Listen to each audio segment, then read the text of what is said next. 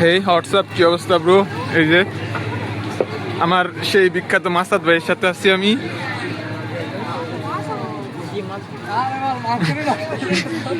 এই যে হাতে বাজারের ব্যাগ, মাংস আছে, রুটি আছে, বাট কই যাচ্ছি নিজেও জানি না।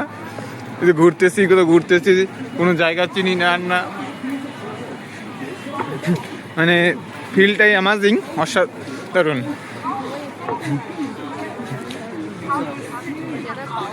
দিস ইজ সব বেহালাল ফুড, কোনো হালাল ফুডস নাই এখানে।